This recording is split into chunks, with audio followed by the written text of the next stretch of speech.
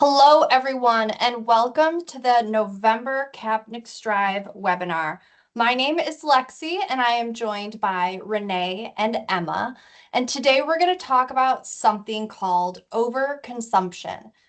Now, this means using or buying more things than we actually need. And it can happen with food, clothes, electronics, toys, for kids, and even energy. At first, having more can feel exciting, but over time, it can cause problems for our health, our money, and even the world around us. So in this presentation, we'll learn what overconsumption is, why people do it, and what happens when everyone keeps wanting more and more and more. Most importantly, we'll learn small steps we can take to make better choices that help ourselves, our families, and our planet. So what is overconsumption?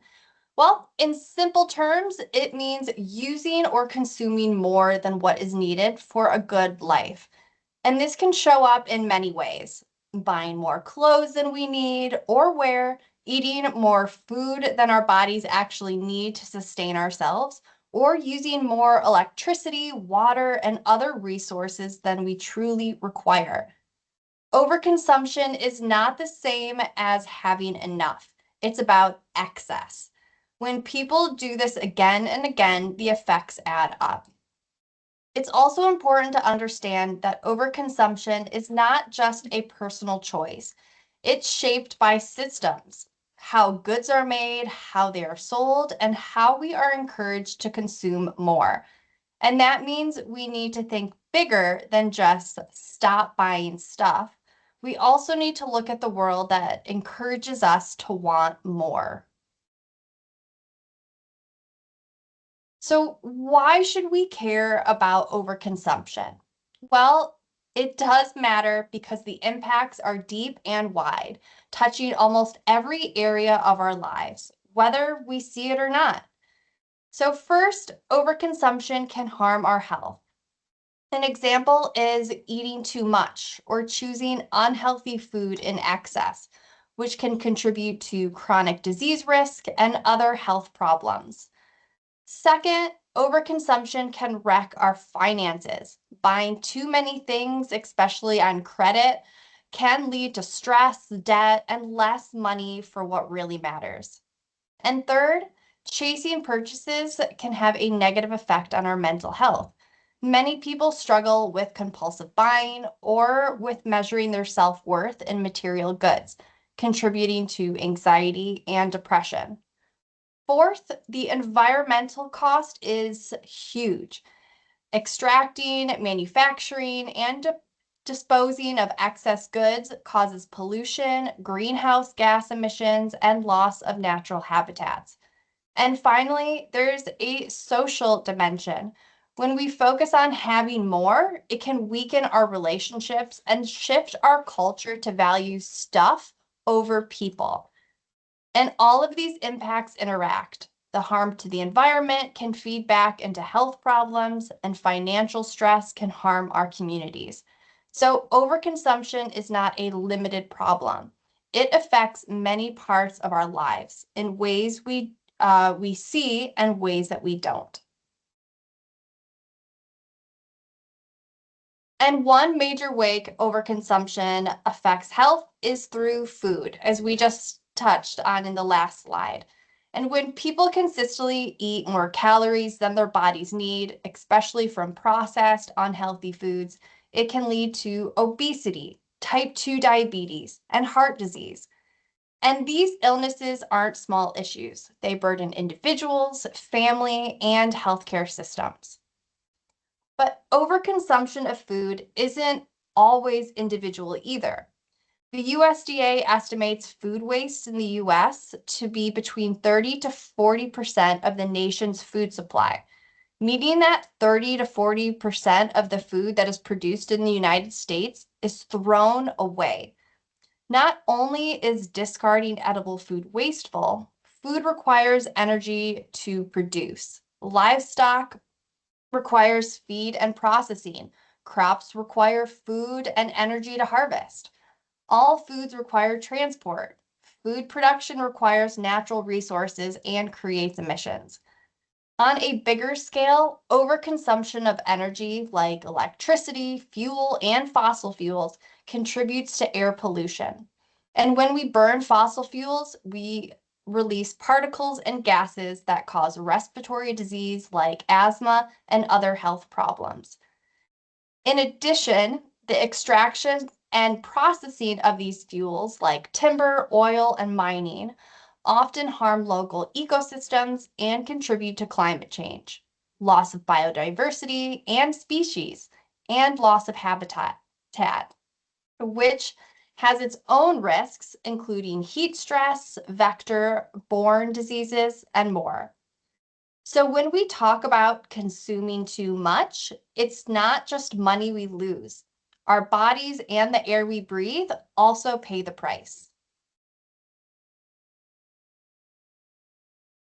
So what does research say about materialism, the desire for more stuff, and how does that affect our well-being?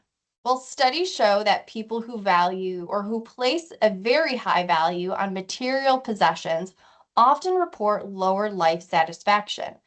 Even though they may have more things, they don't necessarily feel happier. And part of the reason is that meaningful relationships, friends, family, community, offer deeper and longer lasting happiness than material goods. And when people focus a lot on possessions, they may spend less time cultivating relationships or working on things that matter, like personal growth or helping others. In short, having more possession wealth does not guarantee emotional wealth. Materialism can actually crowd out the things that make our lives rich in a more important way. And for some people, overconsumption becomes a strong pattern called compulsive buying disorder, sometimes called problem shopping. This means they feel a powerful urge to buy things, even when they don't really need them, and even if it causes harm like debt or conflict in their relationships. In the United States, the disorder has a prevalence or lifetime prevalence of 5.8% in the general population, meaning that almost 6% of people will experience compulsive buying disorder in their lifetime. And regardless of the percentage, the effects can be very serious. Financial stress, guilt, shame, and anxiety often follow. But there is hope. Cognitive behavioral techniques, or CBT, and financial counseling can help people reduce compulsive buying. And recognizing the behavior is the first big step. Then learning healthier coping strategies for emotions and spending can make a real difference. I'm now going to pass it on to Renee. Thank you, Lexi. Overconsumption has impacts on our financial health as well and can lead directly to serious financial trouble. Many people buy non-essential items using credit, and that includes credit cards, installment plans, or buy now, pay later services, which are available for seemingly everything nowadays. While these tools may look helpful, they can push someone into debt when they're not paying attention. According to Forbes, the average American carries $6,473 in credit card debt. While some credit card debt may be accrued through spending on necessities or unexpected costs, overconsumption and unnecessary purchasing plays a major role. Carrying too much debt means people have less money available for things that matter, such as emergencies, healthcare, or long-term savings. Over time, this can erode a person's financial stability. But the harm isn't just economic, it's psychological too. Constant money stress can make people anxious, depressed, or overwhelmed. It can affect their sleep, relationships, and productivity. Overconsumption and the dopamine rush we get from buying may feel good in the moment, but the financial cost can ripple through someone's life.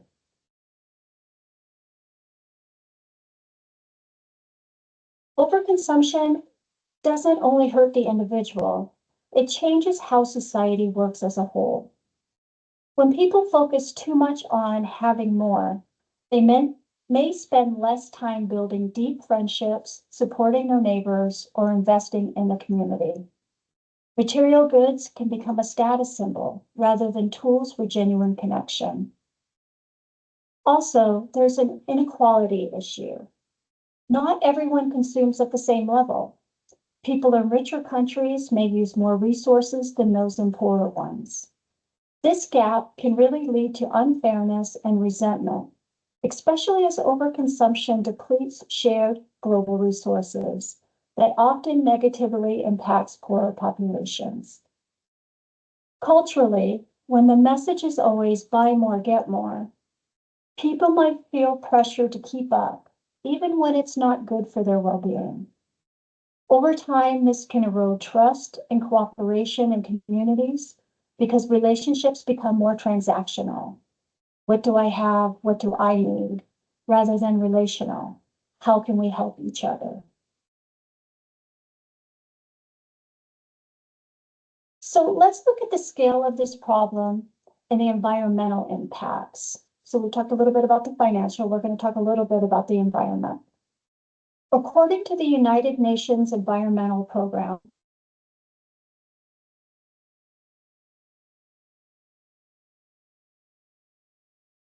harvesting trees has more than tripled since 1970.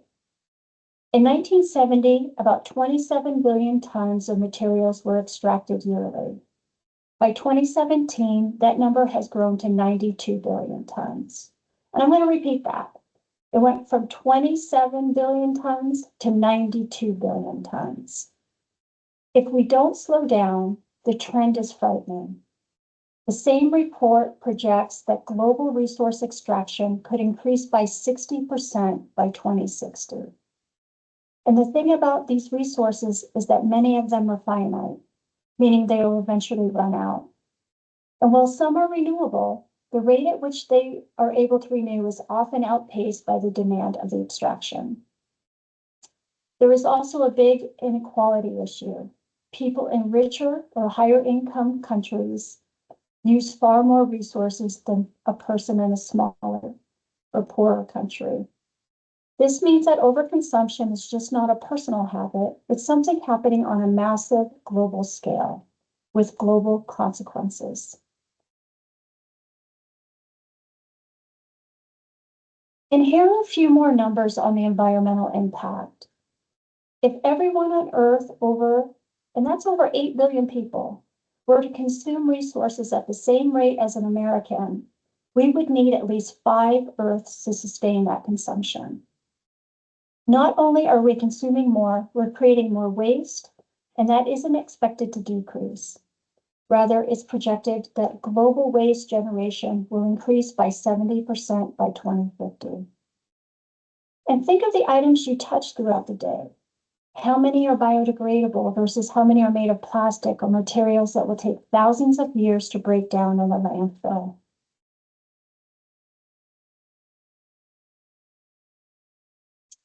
So sometimes just knowing the consequences of an action may not be enough to stop or moderate the behavior, especially without addressing the root cause or the psychological drivers of the behavior.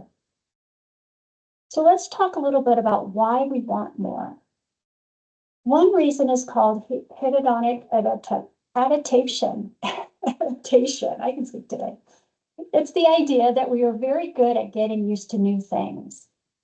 When we buy something new, it feels great at first, but that feeling eventually fades, and we want something new again. It's like a treadmill, buying more, wanting more, buying more, wanting more. Another reason is materialism. Many people believe that owning more things gives them status, makes them more successful, or makes them more happy. The research shows that valuing material things too much tends to reduce real happiness. Emotional spending is also a big factor. Stress, sadness, or loneliness can trigger people into buying something to feel better. And again, we're just looking for that dopamine rush. And then, of course, social comparison comes into play. With social media, we see what others have, the newest phone, the coolest clothes, and that makes us feel like we should have the same thing. It's like that old phrase, keeping up with the Joneses. And finally, marketing ads are very powerful. They are designed to feed those desires, to play off our psychology, making us think that more will make us happy or more important.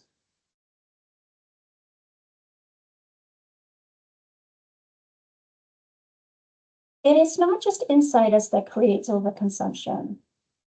The world around us is built to encourage it, and that's how marketing affects us. Advertisers target us all the time. Online ads, social media, smart apps. Companies know how to reach us and how to push what they want us to buy. Financing options make it even easier. Like we said before, the buy now, pay later plans lets people make these purchases without the immediate costs, which can lead to overspending. Also, many products are not built to last. Some companies design things to purposely stop working quickly or go out of style. And this is sometimes called planned obsolescence. So when your phone or laptop stops working after only a few years for no good reason, and it's suddenly impossible to find the new parts, this is not an accident. In fashion, we have the fast fashion model, including companies like Temu, Shein, and Wish. These produce cheap clothes and products very quickly and cheaply. And this encourages people to discard and repurchase them often. This means more waste, more resource use, and more overconsumption.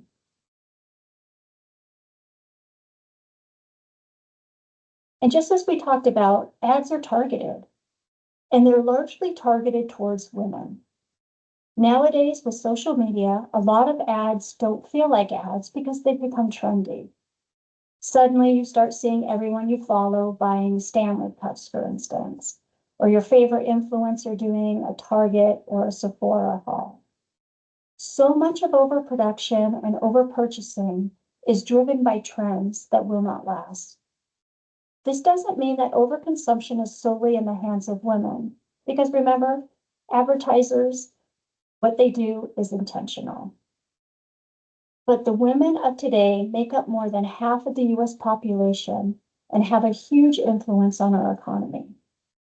In fact, women control over 20 trillion in annual consumer spending and drive 70 to 80% of all consumer purchases in the US. Not only are women buying for themselves, they're often the sole person buying for their family and their children. So remember, if you're a woman, keep this in mind. You have a lot of buying power, and marketers know that, and they're looking to take advantage of it. When these viral trends come around and you feel like you want to hop on their bandwagon, it can be helpful to ask who is benefiting from this trend? And will I still want or be able to use this in 5 years? Thank you, Renee. And following that slide, it's not only women that are affected, right? So while overconsumption affects almost everyone, some groups are especially vulnerable to overconsumption. As mentioned earlier, we know that wealthier people and countries tend to use more per person, meaning they're big contributors to resource overuse. Young people, especially teens and people in their 20s, may be more influenced by social media, peer pressure, and targeted ads. They may also feel more desire to keep up or to show status through what they own. People with lower financial literacy or those who don't have good budgeting skills, these people can more easily fall into the trap of overspending, especially when credit is easy. And then finally, communities that are in regions that are heavily marketed to or that are near resources, resource extraction or processing sites, these groups are more affected and are more likely to suffer from environmental harm and social inequities caused by overconsumption. So again, it's not just about having things, but it is also deeply connected to justice. There's good news, though. Research and real life experience show that reducing consumption can bring a lot of benefits. People who intentionally buy less often report lower stress, especially because they worry less about money, about debt, about clutter. They also tend to save more. So it turns out when you're not chasing the next thing, you can put money aside for emergencies, for meaningful goals, or for shared experiences. So by consuming less, especially less material stuff, you reduce your environmental footprint. Fewer resources extracted, less pollution, less waste. This helps protect the planet, and that's a big deal. Finally, when you shift your focus away from stuff, you often spend more time with people and building deeper connections. Many people say that their relationships improve when they decide to slow down and consume less. So, what does all of this look like in action? Here are some practical science-backed steps that each of us can take to consume less and be a smarter shopper. So firstly, trying a pause rule. So when you feel the urge to buy something, maybe not essential, wait 24 to 72 hours. Give yourself 1 to 3 days. This gives your brain time to decide if you really need it. If you're looking for more of a challenge, you can try a no buy week, where you avoid buying anything that isn't truly necessary. This can help build awareness of what you're wanting to purchase and can help break patterns. Second is making a simple budget. So writing down how much you plan to spend in a week or a month on fun stuff, on needs, on saving. Track your spending and write down every non-essential purchase and notice what you're drawn to.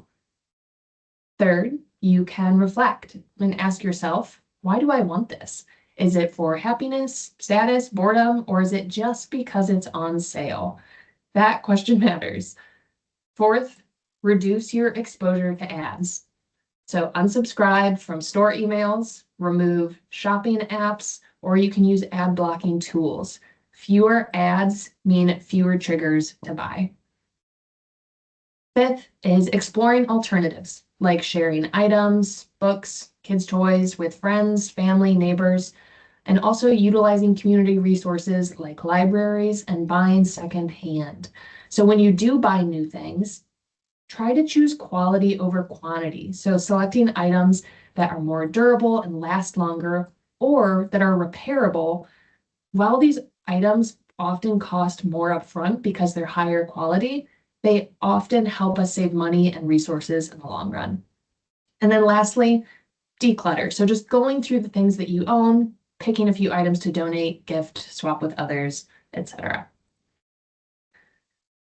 Now, to help shift away from overconsumption and work more towards mindful consumption, there are some questions you can ask before clicking add to cart and spending your hard-earned dollars. Just running through the list of who made the product. Were they paid or treated fairly? Was it made in the US? Was it made in another country? How was it made? Was it made by hand, by machine? What materials is it made of? Is it durable? Is it going to fall apart? What will happen to it after I'm done with it? Will it break down or will it sit in a landfill? Where is my money going? Who is benefiting from this purchase? And then more for yourself and your own introspection. Do I truly need this or do I just want it?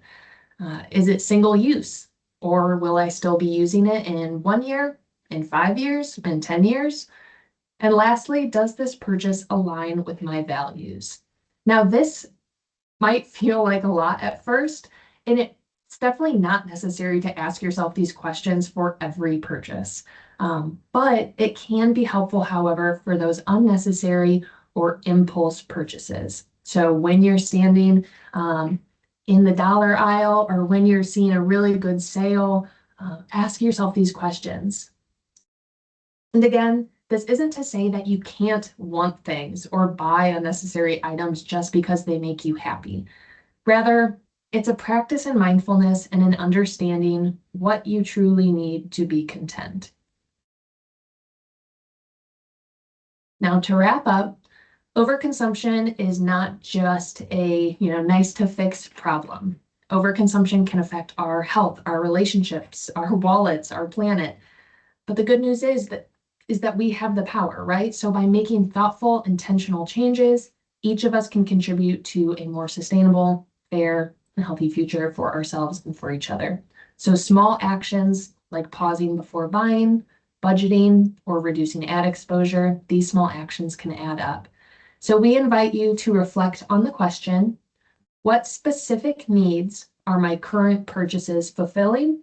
And could those needs be met in a more sustainable way? Now, if you'd like to learn more on the topic of overconsumption and mindful consumption, there are lots of resources out there, but here are some that we recommend. So starting off with the podcast Mindful Consuming, hosted by Ruth True. In this podcast, she interviews different community members, leaders, and businesses, sharing stories and talking about conscious consumption and what that looks like. Next, there is a TED Talk on YouTube titled Overconsumption, Greed Without Responsibility. It's, I want to say 14 minutes, and it's a great place to start on the topic. And lastly, the book titled The Year of Less, written by Kate Flanders. In this book, Kate talks about her experience doing a no-buy year, where she didn't purchase anything outside of the necessities for 365 days. So she shares what she learned, the challenges, and her reflections. This can be an inspiring place to start. And if you are interested in reading this book, please check out your local library or try buying it secondhand. Remember, there are small things we can do in our lives to limit overconsumption. Thank you very much for joining our November webinar. We hope to see you next month, where we'll be talking about cryotherapy and how we can use the cold for our health. So if you're interested, please scan the QR code or visit the Strive Library to register. If you have any questions, please feel free to ask them in the chat, and we'll stick around to answer any that you may have.